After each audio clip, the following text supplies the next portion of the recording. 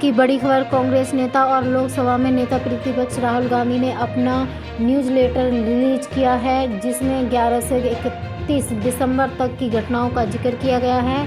इसके अलावा संसद में संविधान और मनुस्मृति पर राहुल गांधी के भाषण, इससे जुड़े घटनाक्रम पर उनके विचारों के बारे में भी लिखा गया है। साथ ही सब्जी मंडी के हालिया दौरे और अन्य गतिविधियों के बारे में भी जानकारी देते हुए साल 2024 का सारांश भी दिया गया है। न्यूज़लेटर की शुरुआत करते हुए राहुल गांधी ने पूर्व पीएम मनमोहन सिंह को अपना गुरु और सलाहकार बताते हुए कहा कि डॉक्टर मनमोहन सिंह ने भारत का नेतृत्व अत्यंत बुद्धिमत्ता और सत्यनिष्ठा के साथ किया। उनके नेतृत्व में अर्थव्यवस्था आगे बढ़ी और करोड़ों भारतीयों को गरीबी से बाहर निकालते हुए एक समृद्ध मध्यम वर्ग का निर्माण किया। वह हमेशा हमारे दिलों में रहेंगे। देश ने अपने बड़े नेता के साथ मैंने भी अपना गुरु और सलाहकार खो दिया है। वह ऐसे नेता थे जिन्होंने भारत को सपने देखने और उन्हें पूरा करने की ताकत दी।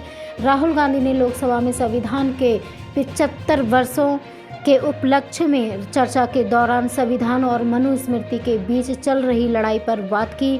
न्यूज़लेटर में राहुल के बयान का जिक्र किया गया, जैसे द्रोणाचार्य ने एकलव्य का अंगूठा लिया, वैसे ही भारतीय जनता पार्टी देश के युवाओं का भविष्य छीन रही है। न्यूज़लेटर में गृह मंत्री अमित शाह द्वारा राज्यसभा में बाबा साहेब अम्बेडकर के कथित अपमान करने को लेकर उनके इस्तीफे की मांग का भी जिक्र किया गया है।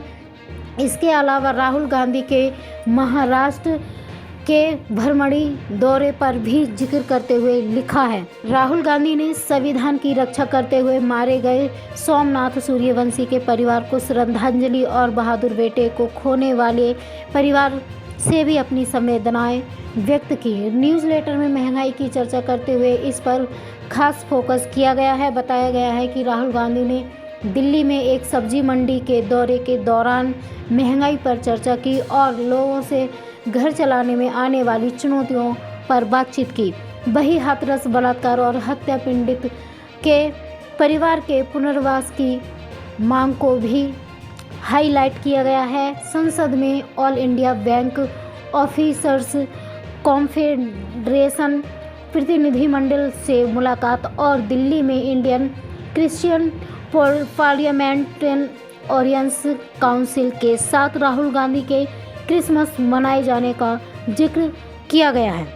और आगे कहा, नव वर्ष की शुभकामनाओं के साथ बीते वर्ष 2024 पर भी एक नज़र डाली गई है, जिसमें मणिपुर से मुंबई तक न्याय के लिए लड़ी गई लड़ाई के दौर पर भारत छोड़ो यात्रा के बारे में बताया गया है। लोकसभा 2024 को संविधान बचाने वाला चुनाव कहा गया है। बताया गया है कि इस चुनाव में देश की गरीब और वंचित आबादी संविधान और लोकतंत्र को बचाने के लिए इंडिया ब्लॉक के साथ खड़ी हो गई है। भारत के लोगों के साथ राहुल गांधी की यादगार मुलाकातों की झलकियां भी शेयर की गई हैं और बताया गया है कि लोकसभा चुनाव के बाद राहुल गांधी ने देश भर के अलग अलग समुदायों से मिलना जारी रखा ताकि उनके सुख दुख को समझा जा सके।